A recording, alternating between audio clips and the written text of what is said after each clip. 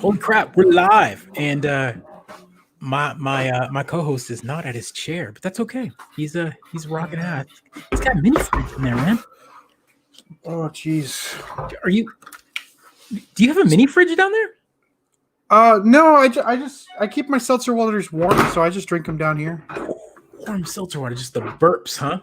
Yeah, but it used to be nice and cold in this basement. Well, right, now it's not quite transitioned. So it's a fridge. It's a fridge. Every time I buy a mini fridge, it winds up leaking, and I never have any luck with them. I mean, most of them I bought used in college, so that might be it. 35-year-old. I see the plague beard is coming in. Oh God, dude, it just keeps growing. It just keeps growing, and these keep falling out. Actually, is what's happened. Oh no! Start gluing it. Welcome, Tim. I guess we should kick off the show since we're streaming. We'll kick it off. You ready? Welcome to the Mid-Geek Crisis. Got our. You got your beverage of choice. Mm-hmm. Strap in. It's going to be another show. Let's kick it off and go.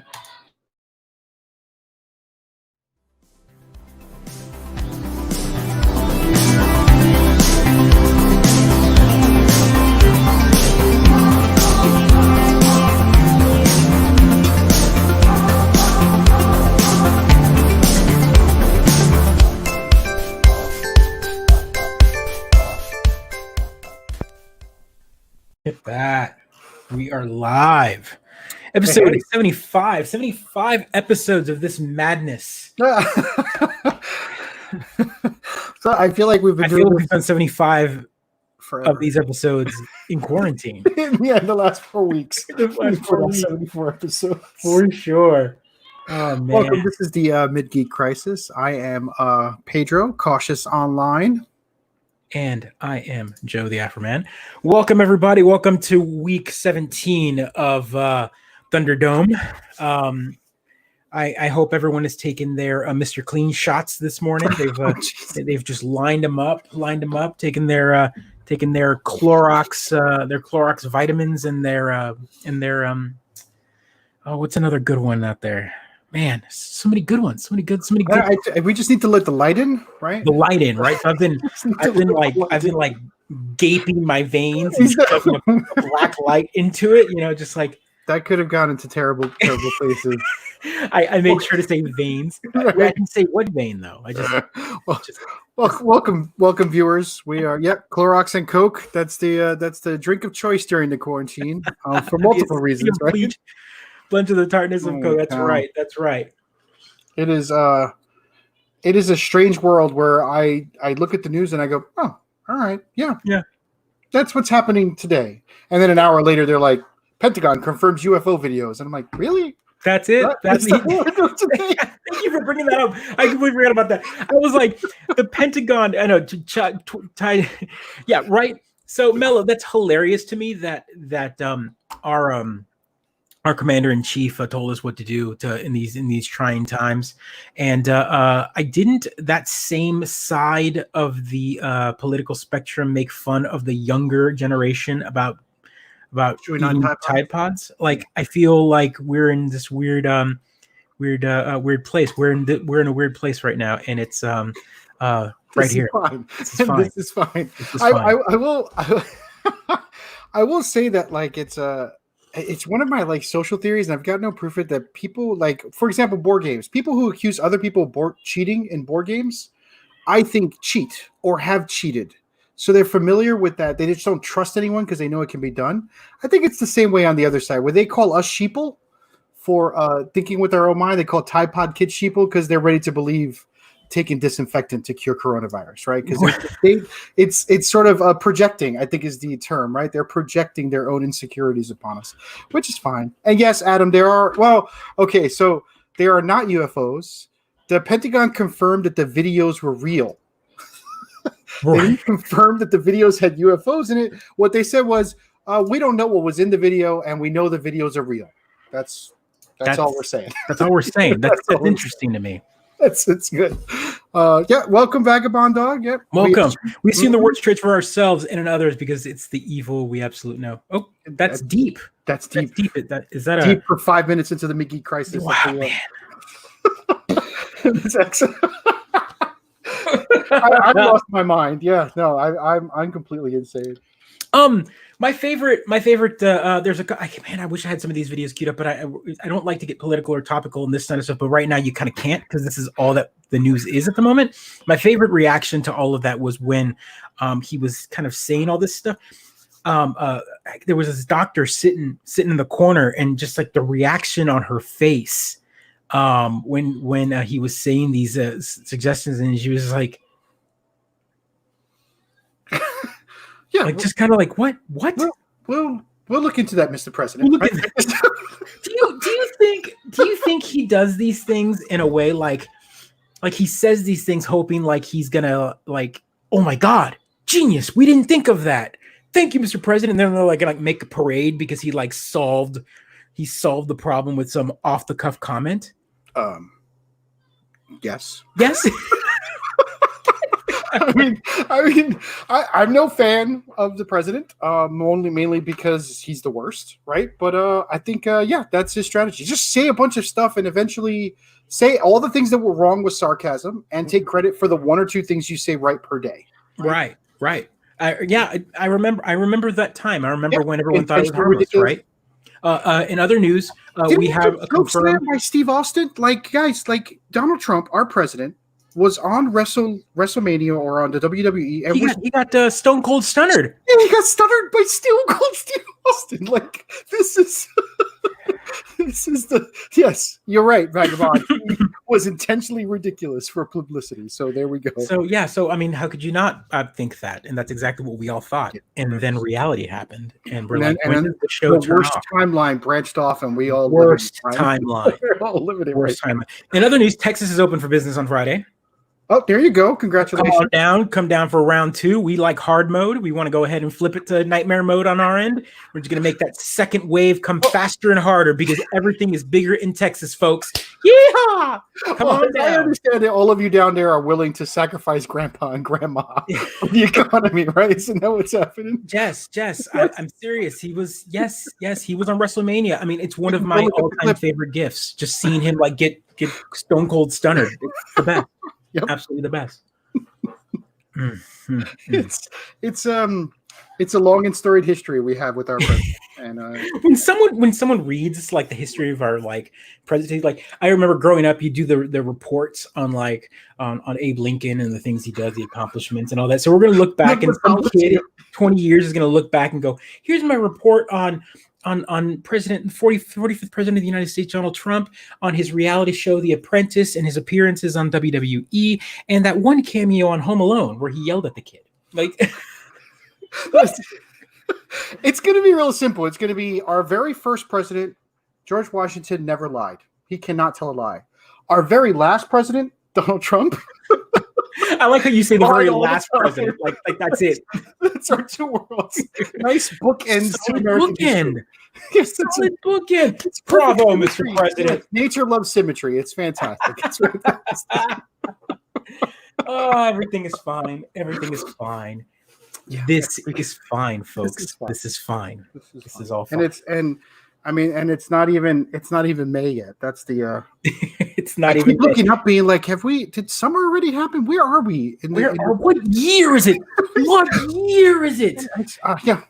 Anyway, let's talk about May? News. I'm sorry. So May's coming up. May's coming up. Yes, a very important holiday.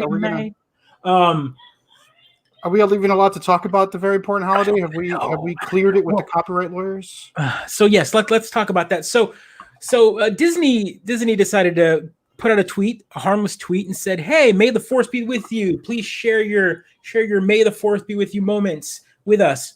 And then immediately replied to their own tweet by saying, "By sharing this with us, you give all rights." Basically, it's like a copyright. Basically, saying that May the 4th is ours at the moment. Now, thank you for sharing. It's mine now. It's mine now. So the internet blew up, right? They completely decided to just tear up Disney for this. I'm only going to play devil's advocate for about 5 minutes because I wouldn't defend them in any other way.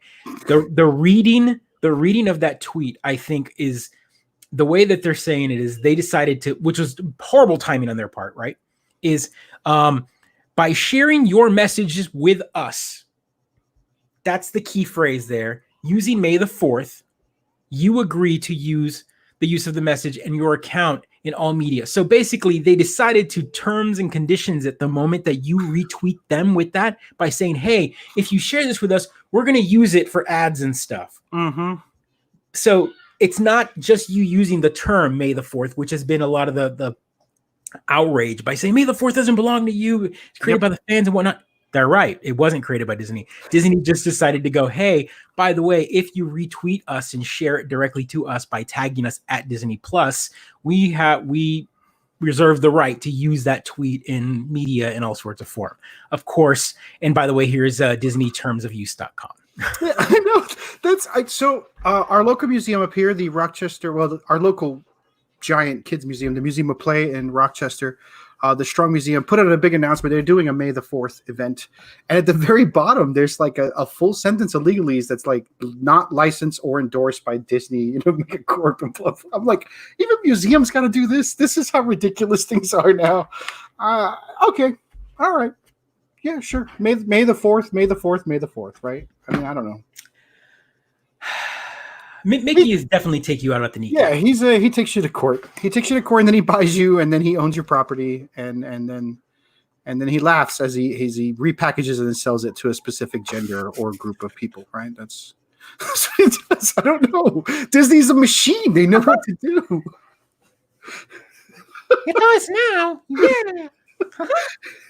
You got to imagine these two tweets as two different lawyers talking to each other. Right. It was like, no, it was the marketing guy and the lawyer guy. The marketing guy was like, tweet your family vacation pictures about Disney, blah, blah, blah. And the lawyer's like, by the way, if you tweet us, we own it. You belong, your all your base belong to us. Thank you. May the 4th. For free. What's there's that meme that's like, someone's like, I made this, and he shares it with someone, and the other person takes it and shows it to other people. I made this. That's right. What's happening? Right? I made this. It's mine now, May the 4th. May the 4th. It belongs to the people. They hold no ground on this, obviously. I just hard to enforce. So they're going to. It's impossible to enforce. They can't do it. May the 4th is a harmless. It's a harmless phrase. They don't own it. They can't copyright it. It's the month of 4th of May. Why would they? I mean, maybe it's an overzealous lawyer, one of the new folks who's joined the team in some way or another. But why would they antagonize an already pretty volatile, let's be honest, Star Wars fan base? Like, why would they? Is that the right term? Volatile is about the softest term I would use for them. Why would they go out there with the wiffle ball bat and just whack that high? It's like, why would they? Hornet's nest. Covered in bees. Yeah, you're paying attention. It's May the 4th coming out. That's just. I don't fully get it, but I probably will still celebrate it. I love Star Wars still. I want to play some games. I actually saw that Star Wars Battlefield is dropping a Scarif. Final DLC, the Scarif DLC, and I was like, oh, I'd like to fight on Scarif, but I don't want to play that game. Right? This is my problem. But even then, I was still excited for some more Star Wars content that I wanted to participate in. Yeah, no, and continue as you always would. Disney, I think this tweet was overly heavy-handed in their protection of their rights or one. Yeah, he's getting a text from the president. That's what's happening. Yeah, he's like, they're after me. They're after us because we talked about the UFOs. Yeah. The UFOs. I haven't seen any news about this Mandalorian documentary. Is that something coming out? It feels too soon. Like it's only been 8 episodes? How are we already? We don't have season 2 out, and season 3 was announced, by the way. Oh. just letting you. Disney's like, oh, what, you like this? Oh my God, may the 4th be with us all. All right, take it. That's right. They just quit paying 100,000 employees on a $1 trillion company that's doing just fine. Episode 75 series from now.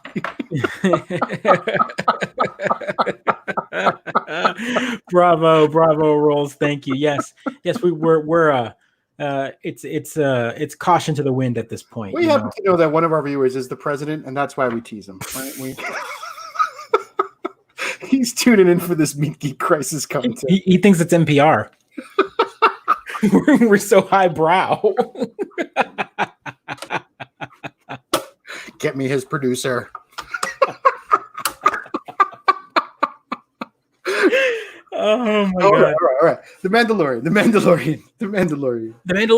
It's great. I'm excited. Yeah. Is So it a documentary? Or is it just like 5 self-important actors around a black table? Is that what I just looked at?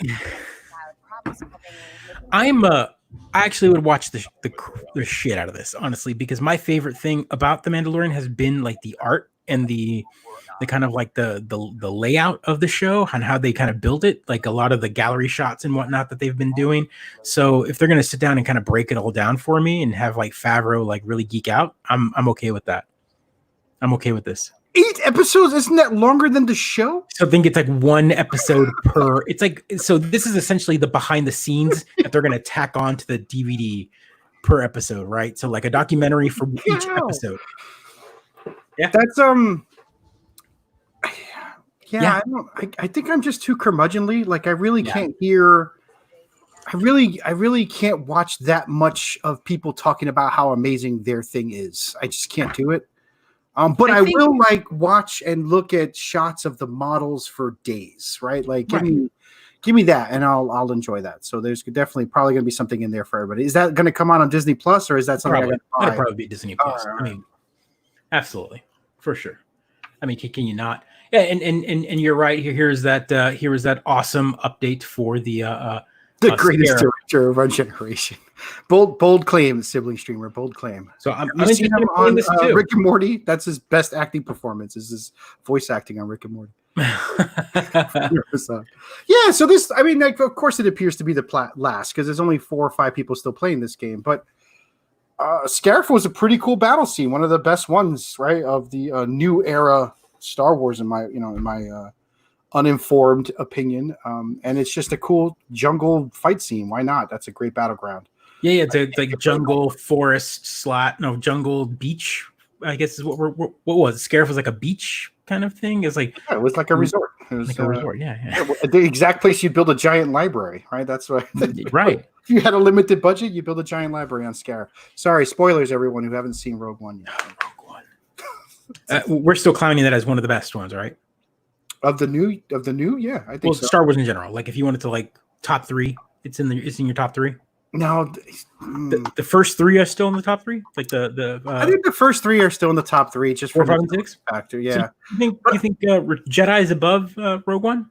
I really like Jedi. I know people like to hate on Jedi, but I like Jedi. It feels like 2 different movies. It's got a lot. It's long, but I like Jedi a lot. I think I'm not. I still get a little choked up during the final fight scene of that film. Like I'm such a Luke Skywalker versus Darth Vader, his dad taking him on, and the big operatic music is playing, and the Emperor is just laughing. That's a great cinematic moment in Return of the Jedi. Yes, it does then cut to a bunch of Ewoks beating down some stormtroopers, but still, bunch of Muppets beating down some state hands. All right.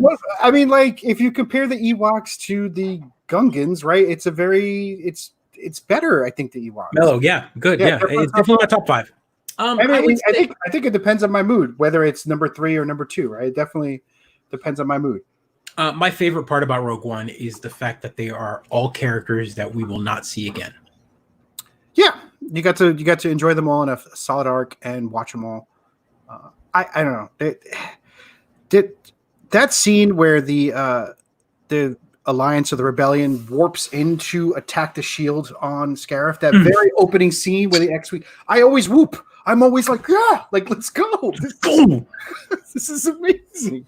It's fantastic. So speaking of news, since we are so close to May the 4th, and I don't, are we gonna have it? Like I don't even know. I haven't looked at a calendar. I don't know what year it is. What year is it? May the 4th is Monday. So this is our episode before May the 4th. Mm-hmm. So that's why we're talking a lot about Star Wars. Welcome, viewers, right? But the other rumor was that we are getting an all-female Star Wars show. Like a female driven cast Star Wars show that's supposedly getting like that heroic characters thing. What they did with the I don't know where they're gonna go. Like they kind of did that for YouTube. They did kind of like the heroes of whatever. But let's see here. Yeah, a female centered Star Wars series is heading to Disney Plus. So it looks like we're gonna get a kind of like a spin-off style, like maybe one-handed show around female leads. That's all we know. Oh, that's great. I think Disney at this point is just like lighting the fire under some of the ones that the haters that. I think they realize that there's an enormous population of women who enjoy Star Wars and not Yes. princesses. So why not make shows for them and movies for them and perhaps tell stories differently, right? That's what we're all here for. So good on them. That's great. I'm excited for it. That's right, Mello. That's exactly the whole purpose of Rogue One, and I think that was such a good. I think the writer to that was like, hey, how did they get the plans to the Death Star? Not like a whole or just that one bit of information. How did they get that? Let's make a movie about just that one scenario. It was great. That's all. That's all. It was great. There's a solid beginning to end Star Wars heist film, which if we're all honest with ourselves, that's the way we want to play Star Wars all the time, right? Like we're stealing plans or we're rescuing a bot or we're doing something like that. We're not really killing the Emperor. We're doing small things to change the world. Right. That's right. It's the little things. Rolls, this is a good question. And I don't agree. I think because Star Wars is such a vast universe that we have multiple strings to pull. You can view things from both sides of the spectrum. If I'm gonna make a food analogy. How about this? If you're Mexican or you're Italian or whatever, and your family cooks food every night, you don't go out to eat. Growing up, my family was Mexican, so all we ate was Mexican food. But we had tons of variety of it. So to us, it was never like, oh, we're tired of Mexican food. We're just like, this is our food. Star Wars. Are you saying like Star Wars is our food? Star Wars is a vast culinary universe. Go on. I'm enjoying this. You can live in that universe and have a little bit of everything within that universe and never taste the same thing. It's where the movies have been very derivative by just the Skywalker thing that got really tiring. But I think as we've agreed, is some of the best Star Wars that we've had as of late has been everything that is not the Star Wars, the Skywalker saga. The Rebels series was really good, really highly the Clone Wars, while it is technically Skywalker, we've gotten a lot of offshoot characters from it that people have loved. And because of the Clone Wars, they might love them because they're not Skywalkers, right? They're not Skywalker. The Mandalorian. The Mandalorian is like one of the best things, highly rated Star Wars pieces of fiction that we've gotten in years, and it has nothing to do with the Skywalkers. So it might still have Jedi, a little bit of Jedi, which is, I guess, the flavoring of the entire universe because they exist within this universe. But we have a lot of strings to pull from. Sure. And I think that the universe can be spread even thinner without it being too derivative. Now, if you're just seeing more Star Wars, just the name Star Wars alone kind of messes with the palette at this point, then yeah, I get it. That would be something that you might be tired of, might need to move on to another sci-fi step back. Universe. Go watch The Expanse. Go watch something else. But I think Star Wars as a whole has a lot. I would love them to do a Cantina show. Give me a Deep Space Nine, freaking style. God, that's Star Wars. It's ridiculous. Stop pitching shows. Oh my God. Just give me like a space station or like an outpost and just set the show all in that outpost. I want a Law and Order Imperial Rebellion unit. That's what I want. Right?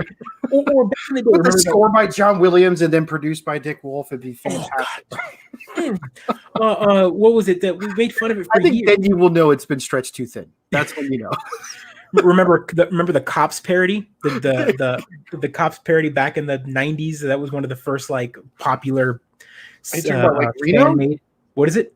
Reno 911 or you? No. It was a Cops parody of stormtroopers on Tatooine. Oh right, okay, yes. It was like a fan thing that was done in like the 90s, even before the prequels came out, and that was popular. But I would totally I would love to see maybe just like troopers or whatever following along with like certain troopers. Gosh. They did that with Clone Wars, but yes, I don't want to sympathize with the stormtroopers. I don't want to, but maybe once. I mean, we don't need to sympathize, but maybe that story that we saw with Finn, but told just on a long scale. Yeah. A stormtrooper that turns, a stormtrooper that's like noticing that, hey, things aren't going the way that, and just follow him. We don't need to see other characters, just follow his story arc. Let's do it.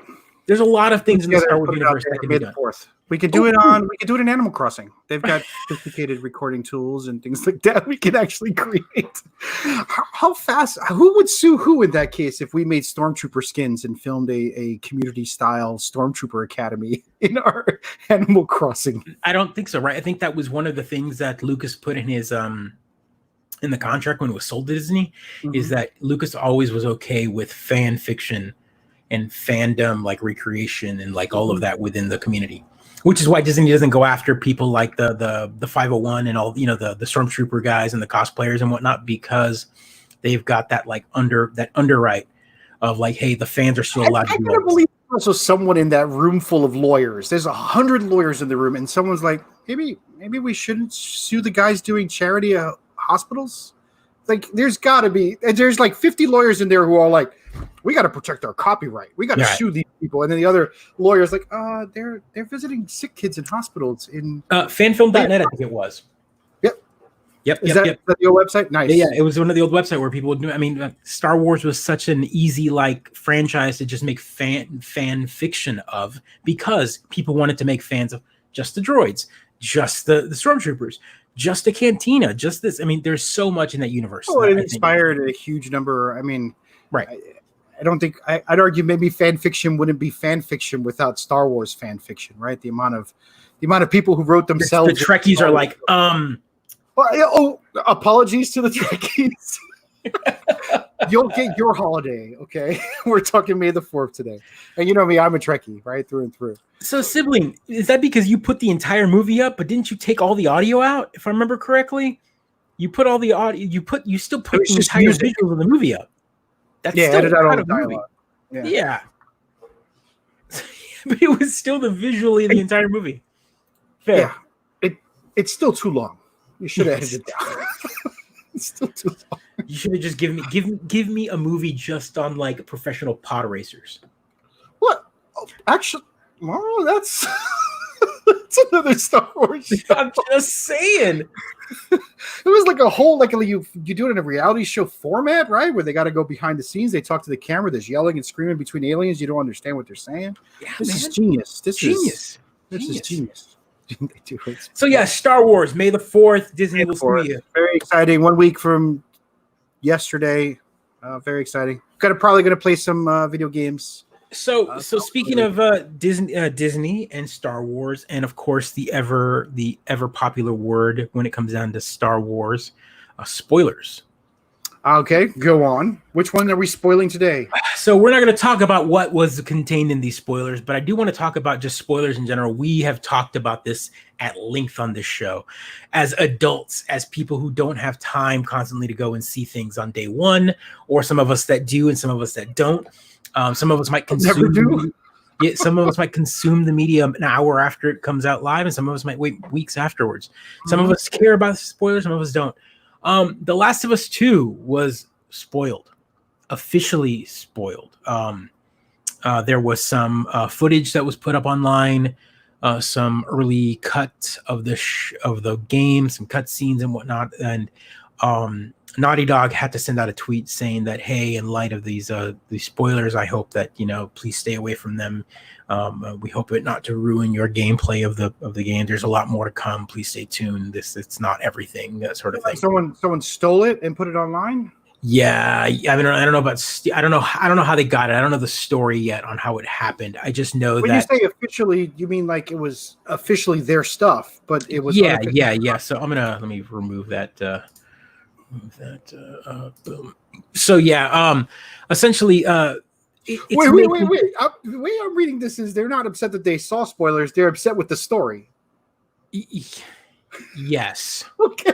So it's both, right? So one, spoilers have happened, so it ruined. Here's this game that's kind of probably one of the most anticipated PlayStation series to date. Right. So the last one we got was Last of Us came out on PlayStation 3.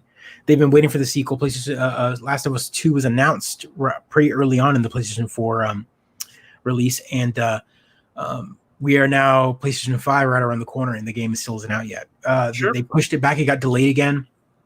They've now announced today. I think they announced the release date. It'll be out July, so the game will finally be out in July this year. Yeah, this year. So they so it's finally coming out. Congrats to all the fans. But one of the big spoilers, and I'm not going to talk about what happens, but let's just say that things happen very shockingly, and the things that happen really soured their perception of the game and the universe that has been created, and not in a good way. There's definitely some questionable things that the writers they're going for that shock value, I think, okay. And the shock value is very hard hitting for the fans. And what's happening is the spoilers that leaked out. Of course, the person that's leaked them out picked out the prime spoiler to kind of push out there, of course, to cause the most damage. Perhaps, sure. And the spoiler is pretty horrible, and it flips the entire story upside down. And so it's basically making a lot of fans cancel their pre-orders, not play the game, not want to play the game. They're just going to watch the cutscenes, maybe on YouTube, that sort of thing. I'm with you, Vagabond. Yep. Yeah, no, absolutely. Curated moment experience, exactly. That's like spoilers in general are always like that. That's why spoilers have never bugged me. They have bugged me when I've heard them the moment that they get spoiled to me, but then at the same time, I'm like, you know what? I'm still going to go watch it. And then I watch it. I'm like, you know what? I enjoyed that. Or kind of like with Star Wars, right? Star Wars, you enjoyed it more. Perhaps you enjoyed it more. Put that out there. Sometimes knowing an ending or knowing releases you of that anxiety. Will it deliver? And now you can enjoy the actual storytelling of it. You can enjoy the story. So yeah, I feel. So I never joined the PlayStation generation, right? I played about half of that. I borrowed your console actually to play it. Got distracted by life, couldn't beat it. I thought it was a great story. It was it was ahead of its game. I think The Last of Us, and I think that's why everyone has a emotional attachment, especially to these characters, right? These two characters. I'm sad for the fans. That's sad. I'm also sad for the developers because they will never hear the end of it. Right. It's always sad when a creative entity, person in general. That's how it was with Steven Universe, right? The fans took ownership of these characters and basically shut down the writers and people who enjoyed creating content for folks. I was actually turned off from the show because of the fandom. I just couldn't stand their like rage, their fanaticism, I think is the word I'm going to use. And I don't know, it's always been there, right? Fans have always been there. It's just now we now are more vocal, right? There's more focused laser methods, Twitter, Facebook, any type of like social media allows. It's also the sound machine, the echo machine, right? You say something and enough people agree with you, then now you think you're right and you carry them with you to the end of the thing. Mm-hmm. Is that what they're really doing? Oh, let it die. Just let it die. They're not going to get that last season. I mean, I don't like do a Lord of the Rings project. Do something like interesting. The game. We're getting that right. Yeah, they close it off. Yeah. So that's headcanon. We've talked about it at length on this show. Or your headcanon, right? It's that head. When Star Wars and the final Star Wars movie came out, the Last Jedi. I haven't seen it, so no spoilers. No spoilers. I'm just but, when that movie came out, of course there was always people that just wanted, or perfect example, the second movie, right? Isn't that this? The Last Jedi, the middle one. Said about Luke Skywalker. Yes. Everyone was upset about how Luke died and how Luke, just didn't live to the head canon expectations of what Luke should have done, right? So older fans or fans that are deeper in a franchise, they had years of like expanded universe to read and like, oh, here's all this fan fiction of Luke Skywalker, of what he can do and how powerful he is. And they wanted all of that in this movie. They wanted him to just like do all of this magical stuff and just like fulfill all of their inner desires in a vindicated universe, right? The universe of the cinematic world. And then they got none of it. Well, they did, but it still wasn't enough for them. Wasn't enjoyable. 1 second. Yep. So when that happens, headcanon takes over and your expectation is never met. Nothing will ever be as great as the expectation you create in your own head. Yeah, so that happens with all fandoms, right? Just make your own choose of adventure, or write some fan fiction, create a Tumblr post, whatever you do now. What is it? A Vine? No, that's not what we do. What do we do nowadays? TikTok. We do TikTok, right? TikTok. We all just danced in front of the camera doing not some. To make fun. I think they're amazing. People are recreating Vines in Animal Crossing. I'm amazed with what people are doing with their lives. Right? We're all in quarantine. We're all being super creative. We're all taking things we love. Speaking of Animal Crossing, how has been your Animal Crossing go-to? So let's take our moment here, because I've got like 160 hours in the game now. I honestly, I don't even look at it. I don't know how many hours I've got in it. I don't track it. It's been great, man. I'm very much enjoying the experience with my daughter. Right, like we're not progressing the ball any further. She went from being obsessed with getting cats on the island, to just accepting everyone that she meets and inviting them to live on the island as well. So what's your most disliked personality? We have 3 goddamn bears on our island. And I'm like, I don't want 3 bears. Can we get rid of one of these bears? How do we get rid of a bear? And she's like, well, you can't get rid of a bear. That's not nice. And I'm like, well, we can only fit 10 people, sweetie. We got to get rid of one of these bears. So, but we're not. We're going to live with the bears. We're going to live with the crocodile who's got a heart on her nose, I guess. Gail is her name. But my child is super excited for every one of these characters. She makes an effort to go talk to them. I enjoy watching her play. Which means that you'll never get rid of them. Yeah, Flick is her favorite. So whenever Flick is on the island, she goes out of her way to get as many bugs as she can. That's awesome. And yeah, so we go to islands. That my experience in Animal Crossing has been that, and also the stress of being like, why are you not donating any money to the ramp? I've got all these money trees and none of them have money on it. What are you spending your money on, sweetie? She's like, I bought new outfits. Is that why your bag's full? Is that where this clothes are? So that's where we live with. Yes, that's great. That's great. So your island is kind of this it's probably not as far along as some of our island, because you've got a child like really living in it, and by living in it, it's like kind of tearing all of it down, building up the museum. But it's been fun, right? Oh, it's been a blast. I'm having a great time. How did you like the Earth Day stuff so far? The bushes, it's all right. It's not as exciting as the Easter one, if I'm honest with you. I thought there'd be recipes associated with it, or even a T-shirt, something. After the first 100 hours, I stopped looking to not feel the shame. That's fair. That's fair. How dare you? Whoa, we lost one. We've never lost somebody. Here, I'm going to bring Jordan on real quick. Here. Hey, Jordan. Joe. I lost you for a second there. He's back. Vagabond shouted so loud. He shouted so loud at me that I got kicked off the show. That's what happened there. How dare you applaud Easter? Good job, Vagabond. I've never seen that happen. That's the first time. Boom! Just gone. It's just gone. Apparently, if you accidentally hit the back button, you go, yeah, he's dead. That's exactly right. Listen, how dare you applaud the Easter event? I agree with you, Vagabond. All right, there are a lot of problems with the Easter event, but I liked the recipes. I liked the mission of getting things. The reward sucked. Everyone was really having the funeral meme. The new funeral meme, the coffin carrying. Have you seen that? The new meme, the one that's been taken? Okay, what event am I comparing this to? Has there been another event that I missed? I don't know, but like we had the fishing contest, which sucked. Right? It was pretty. It was an exercise in pushing the A button. That's what it was. It was an exercise in pushing the A button. 1,179 A button presses to get the gold trophy, right? And then there's this one, which isn't that much. It's nice and low key, which is great, which means you can handle other things on the island. I'm upset with the patch changes they made to making the money. Yeah. Let's talk about that. So I tweeted a little bit about it. I feel like I've said my piece, but my rage is always your piece on your own Twitter. I know I did. You're right. I need to cross Twitter better. Here's the deal.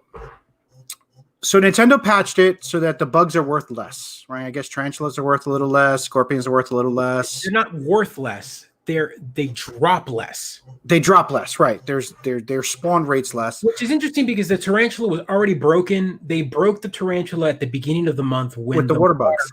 Yeah. So when I tried to make a tarantula island by forcing one, all I got was freaking water bugs. Yes, you have to find one of the special islands to do it on. Blah blah blah. Yeah. Now you can't make your own. Yeah, but so they did a little bit of that, and They talked about the economy, which always makes me worried. They nerfed the valuable New Horizons bugs. And a lot of that is because I think Nintendo has seen that the economy is broken, right? The first thing everyone did online in this game was break the economy, right? They said, wait, the prices of turnips are different on everyone's island? I'm only going to sell it at high price. Oh, I've got millions of bells. Now there's nothing to do, right? So my rage here is, and it happens in every online community, is that they break the economy, and then the people who broke the economy, who got in there first and broke the economy, have millions of bells, are now driving the way things are. They drive costs. Like if I want to visit someone's island and trade stocks, now I got to give them 10,000 miles, right? Yeah, like it's just like economy that's so broken now that things are way out of whack, right? And then there's little old me who pays like 2 hours a day with my daughter. We don't really have much money. We literally scrape and buy on this island. I'm sad that now things might cost more. Yeah.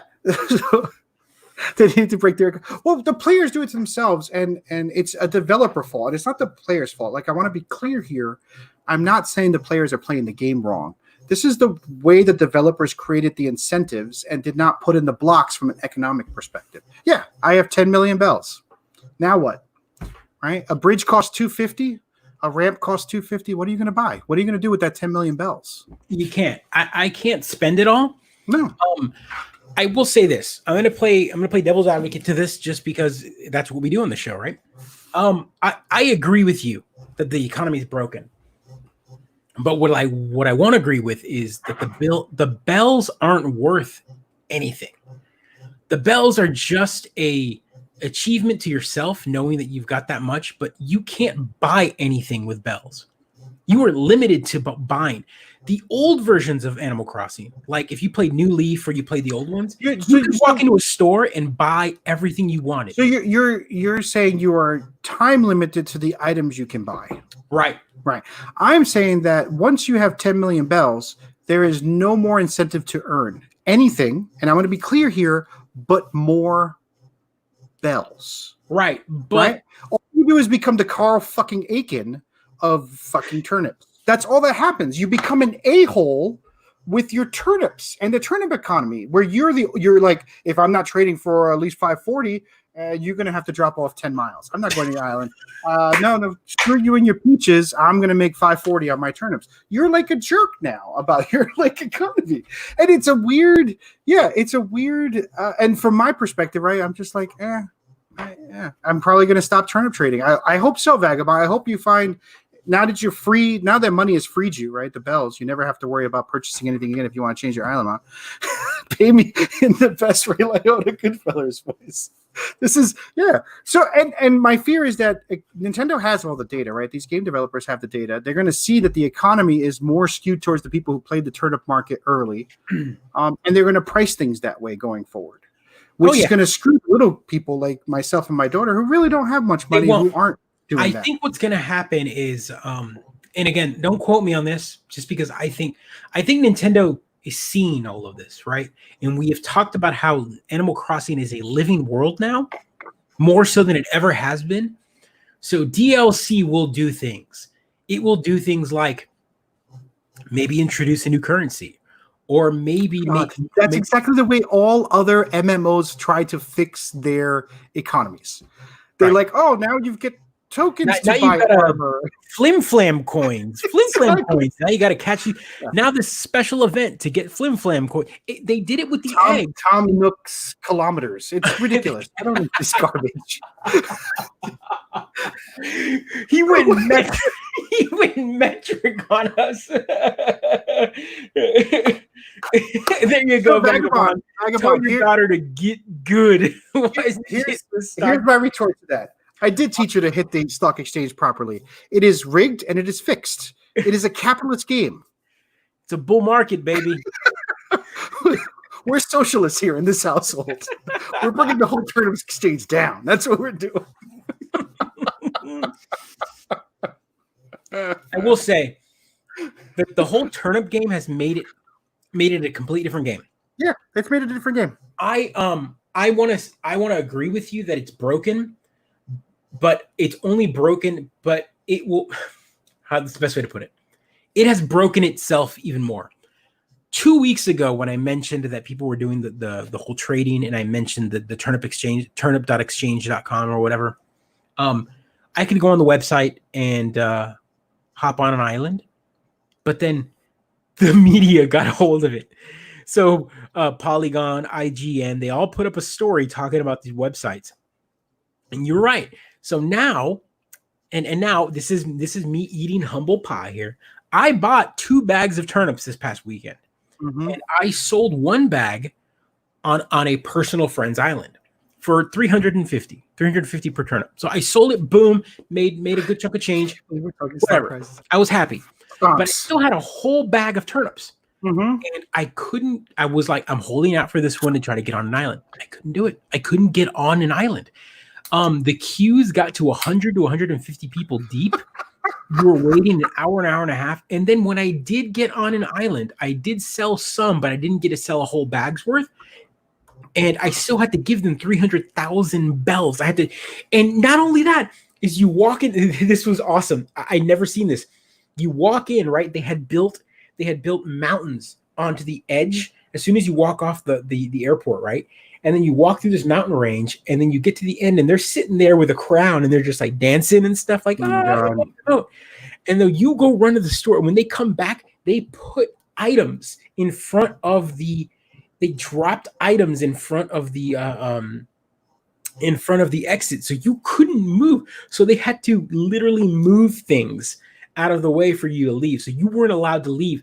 And if you don't leave, if you hit start and exit without dropping what you owe them, then you lose all the stuff that you might have. Oh, wow. So they're like, so they're shaking you down. They're shaking it. They're like, you dropped 1 bag. And so I walked in, I dropped the 999 bag. And I was like, here's 99. Let me go get more. And when I come back, but as soon as I got back, she blocked the exit. And I was like, no, wait, here they are. Dropped them. And then she danced her way, moved the stuff. And then I walked off the island. I was like, bye. I was like, ooh, that felt dirty. Dude, it's dirty, man. Like, and the only, like, here's the best part, right? She's literally a landlord who only profited because her island was more valuable at that given time, right? So that's it. She's not playing the game. She just happened to win the lottery that day for people to go there. But let's give credit to where Nintendo did it. The real way this was meant to be is you take your circle of friends. It's supposed to be a social feature. Yeah, it's a social feature, not a super mass social feature. And the fact that someone created once again, Nintendo forgot that people don't think like Nintendo. That people thought they thought humanity was. Nice. I go back to the Settlers of Catan story, where the designers of Settlers of Catan designed a really nice game for the family to enjoy and help each other build cities. That's where they're trading cards. They went to an American Settlers of Catan tournament and were horrified at the way we played Settlers of Catan. Tell me how we were like, it. oh yeah, I'll trade you all this grain. Yeah, give me that Monopoly card. Give me back all that grain. Like, we viciously destroyed. Yeah, you're making that face because I did that to you. You know how to because this is what we do in a social feature. We will dominate and destroy. That's America will America. They're like, what? You smell freedom over there? What's your stock prices, bro? Your stock prices, bro. Let me get them 600 bells or less. It's been great. It's been. Is Elijah Wood American? I don't even know anymore. That's. I don't even know. I think he's a space alien. Unless we could all learn on how to play like Elijah Wood. Elijah Wood played like he did. He was online. He saw someone had posted their fruit. They were like, "Oh, my turnips are selling for this much" on Twitter. And so Elijah Wood tweeted her, like DM'd her, and went, "Hey, that's a good price. Can I come onto your island?" And she was like, what? And she noticed that it was actually Elijah Wood in Twitter. She DM'd him the code, and sure enough, he showed up. There are screenshots of him. That is Elijah Wood, which looks like Elijah Wood. It's freaking hilarious. Went on our island. May I pick some fruit? Of course. Thank you for asking. That's so nice. This is the sweetest thing. Your island is beautiful. L Wood. Look at that. Like, I'm wondering how much throw it out there. So I have a Elijah Wood story. Uh-oh. This is by proxy. I wasn't there, but my friend who was about 10 years younger than me, would hit up the clubs on 6th Street in Austin when I worked at Apple. Mm-hmm. And she came to work the next morning. She goes, on Monday, she goes, dude, we hung out with Elijah Wood all weekend. I'm like, what? It's like, yeah, we hit up a small bar on the other side of 6th Street in the poorer part of 6th Street. And Elijah Wood just walked in and like partied with us for like 6 hours. And so apparently he's kind of like the Bill Murray type of guy, like buys the drinks and just likes to hang out with normal people. That's and awesome. Then just like rode off on his bike at like 2:00 in the morning. I was like, what the shit? What is going on? I can actually see the scene where you're like, did that just happen? Did that just happen? Did Frodo just fucking show up? That is a slander and a slur, Adam DJ Brett. Elijah Wood is not a canon. But yeah, Elijah Wood is a good human. He plays. He's got to be good. He's playing Animal Crossing. He's playing Animal Crossing. That's right. He's playing Animal Crossing. There we go. Man. Oh man. What else we got? Let's talk about humanity and good of humanity. Oh, and right. let's bring up Josh Gad, who decided to reunite the entire cast of Goonies this week. This happened like yesterday. Wasn't the entire cast? It was the kids, right? Yeah, well, all the kids. Yeah. No, I watched the Zoom and immediately was like, I don't know that I can do this. That's amazing. I mean, there we go. There's the rest of them. Yep. It was good. It was like, I mean, look at that cast. It was all of them. That's so amazing that he pulled that off. And you would think like, oh, this is going to be one of those things where it's kind of boring. No, apparently it was good. I watched about halfway through and I was laughing, and yeah, it was amazing. I watched about 10 minutes. Then it felt like I was participating in a conference call where I was forced to be on mute, and I couldn't do it because I'm living this Zoom life right now, right? Like I just can't. I couldn't do it after a few minutes. But it was fun to see folks really reveling and memorializing a movie that's like core to our youth, right? It is. Central to our youth. Let's talk about good. It was not spontaneous, though. Obviously, right? They had cameras filming the people in front of their computers. What from my understanding from the story goes is Josh is a fan and knew a few of them. And they coordinated it all. Can you get the rest of them? Sure. And so they figured, hey, social distancing, everyone from home, Zoom meeting thing is kind of the way to go right now. The weird one to me is that Spielberg showed up. I'm stunned. What? Oh, that he showed up? Yeah. I can't believe it. That's the part that I'm like, really? Spielberg? All right. I'm assuming he would be like doing a Zoom is not making a movie, right? He'd make fun of it. This is not entertainment. This is not. Yeah, there's my man. That's the best. Martha Plimpton, who I'm like, oh God, that's the Feldman. The Zoom thing, you say you're living the Zoom life. I have been very I guess it's the thing right now, right? Everyone's doing the whole Zoom, like seeing who can Goonies definitely beat everybody at the moment. My favorite one, which was one that didn't really get a lot of traction, was ESPN, right? They've got nothing to fucking talk about right now. They got nothing to talk about. So all of the ESPN writers and hosts and whatnot showed up on a Zoom call, and they decided to play a celebrity, like who can bring the best celebrity. So what they did is they immediately said, here is the phrase you have to tweet or text out to whoever your celebrity friend is going to be. Hey, come and join me at this Zoom meeting real quick. And so this entire group of writers and hosts and whatnot decided to start sending out this text message to random people. And we got some good ones. And by the end of it, Lin-Manuel showed up, of Lin-Manuel Miranda. So wait, I want to make sure I understand what's happening. A bunch of connected entertainment professionals texted another group of connected ESPN. They're not actors themselves. Right. Writers. They're entertainment. The whole purpose was trying to pull who knew the biggest celebrity. Sure. I get it. So who won? I don't remember who won, but Lin-Manuel was pretty big at the moment. I'm glad to hear he's big. This might have been it. This might have been it. Yeah, best use again. Katie Nolan thanks to Celebrity Game. So that's what they did. And Jaleel White showed up.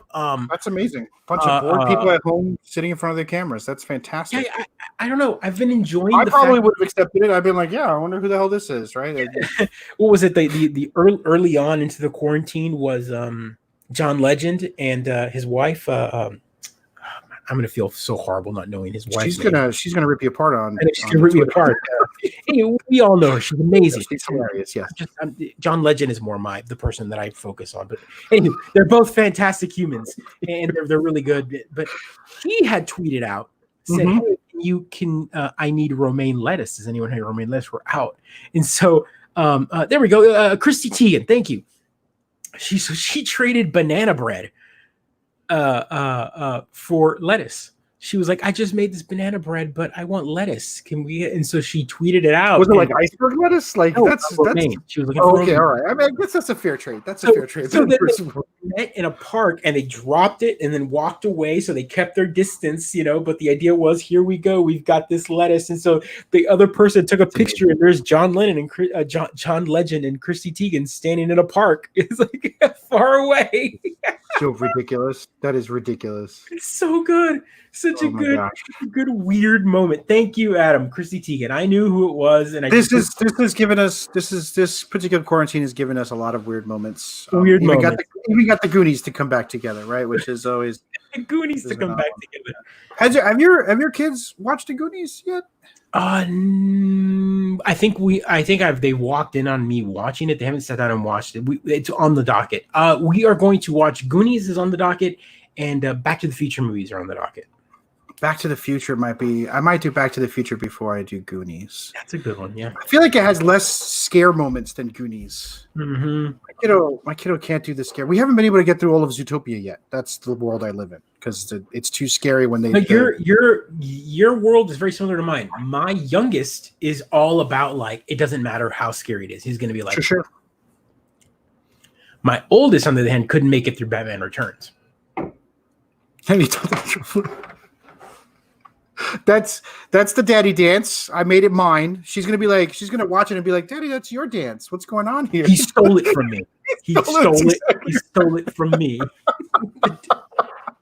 You can't. I mean, like, I didn't grow this dad bod not to do the truffle shuffle. Not to truffle shuffle. That's right. Come on. All right. So, what have you been playing? You mean besides Animal Crossing? Besides Animal Crossing. So we've been working our way through that Shantae half genie game, which is pretty fun.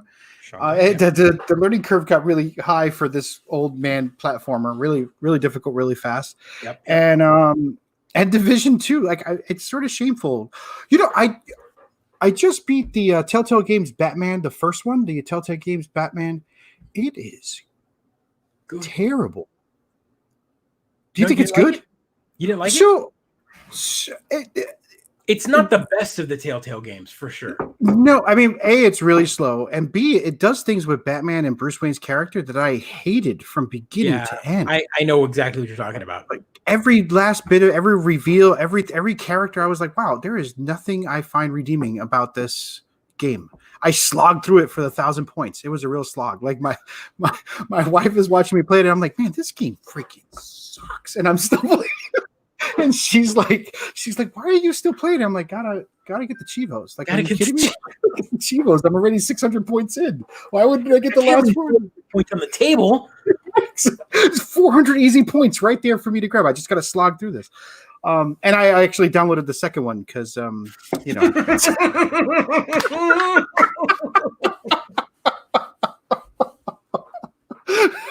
that's what I'll be playing this weekend.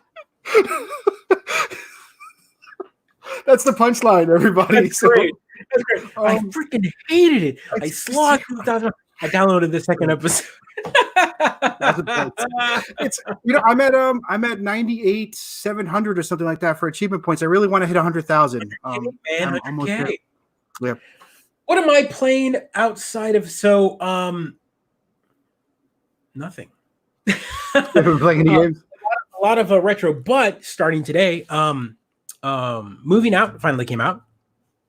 So expect some sort of gameplay stream / whatever of that game. I'm soon. excited for it. Is that $30? That's like relatively cheap, right? It was $24.99. Oh, I'm gonna pick it up. It was cheap. Pick that up. And then another game that the demo has full maps, right? Like it's got like an hour of gameplay. Right, so you only play one map at a time before the demo kicks you out, and you have to go through it. You have to, yeah. And my daughter and I loved it. So. If you haven't played it, moving out, it's on PC, Switch, and Xbox, not PlayStation. And the demo's up, so you can download the demo and try it out if you like it. Great couch co-op. It's all about like your goofy characters that help do a move out company. So you're like picking up boxes and moving them to your move out truck. Solid teamwork game. Solid game. So yeah, that came out today. Team 17, makers of Worms. If you're familiar with the franchise, you'll know that the game is perfect. Another game that I've been waiting for about a year and a half now is Streets of Rage 4 is coming out on the 30th. So I'm super excited for this game. And one of the big announcements right here at the end was the when they did a retro reveal. So there's going to be just some fun throwback to the retro style. So right now that's the game style for the game. It's a nice beat 'em up four player. Cell shading? What is that? That looks cell shading, but then the retro is you can come back and play with the old sprites, the old pixelated sprites. Pretty smooth combat there. Really thinking that. Streets of Rage was actually a deeper like brawler than you thought. I went through and beat part 1 and 2 this weekend. I ran through it. Just because I wanted to play. I didn't play part 3. Part 3 is not my favorite. But 4 is based off of 2 more than anything. And the music is always really good. The gameplay. And you can hit punch all the way through and beat the game, but there's combo moves, right? So you can do certain moves like forward punch, button presses, forward backs, right? You can get there's certain moves that you can do that like grabs and throws, grab your body and throw them and things like that too. There's all sorts of extra moves that you don't have to do, but if you do them, they make the game easier. I remember it setting a standard. Like I remember playing these kind of beat 'em ups back in the day and being like, why are there no other moves? I would just jump and kick or punch or anything. No, Streets of Rage had more moves for sure. But yes, that launches on the 30th. And there is a Steelbook edition from Limited Games that's really fun. That comes. You're gonna buy it, put it up on your shelf. Maybe. Hey, I'll think about it. You're like, no, yeah, maybe. It's me. I will. But yes, I'm excited. I got to play it a year and a half ago at PAX East. I played it for the first time, and it only had like one character available, and so I was like, oh man, it's gonna be good. So I was excited then. So here we are, year and a half. Is it couch co-op 4-player? Couch co-op 4-player. Oh, that's awesome. That's awesome. That soundtrack, yeah. Again, that Streets of Rage 2 soundtrack. Even if you don't know it, if you hear it, you'll know it, right? That's one of the. Exactly. Sudden you're right there. Yeah. Vagabond. Absolutely. That soundtrack is great. As a matter of fact, you can pick up they sell the soundtrack on an LP. That's freaking awesome. For you lo-fi folks out there. Lo-fi. Well, I mean, as lo-fi as you can get, right? You authentic folks out there. Yeah, no, absolutely. So this has been the show, right? That's it. We are 1 hour and 2 minutes in. Guys and ladies, thank you for watching. We are episode 75 in. If your state is opening up at the end of the month, please be cautious. No pun intended. Our state, the state of Texas, is opening up. They are opening up theaters and restaurants at 25% capacity. That means that if the fire marshal label that they've got at the entrance says 108 people, they can only have 25% of that in the building. That also means that it's going to be hard to enforce because everyone is going to be doing it. And so there aren't enough cops to walk around and enforce it. So what cops signed up for like arguing with let's be like arguing with the Karen or a Chad who wants to watch a movie, right? Like that. Right. Who wants to deal with that in Texas, right? Just let them in. That's what's going to happen. Or anywhere, I should say. Right. So this is going to be one of those scenarios. Wear your mask. Like, don't. Wear a mask. Stay inside. Even though it's not mandated because they said it's not. But if you are in Texas, please take caution. Maybe don't go out yet. Maybe hold back a little bit. But if you want to go out, please enjoy yourself. But at the same time, please practice social distancing. You're right, Rose. You're absolutely right. Hasn't been able to complain in 6 weeks. I know. I will remember everyone out there. Yeah. Folks, thanks for watching. Always great. Thanks for participating. This is really where the joy is. Vagabond, Rolls, Zombie Wolf Lord, everyone that jumped on, Kendo. Always a pleasure, especially in these times where it's great to talk to folks. Guys, play some games. Ladies, play some games. Enjoy yourselves. Stay at home. Wash your hands. I love you. Be kind. Take care.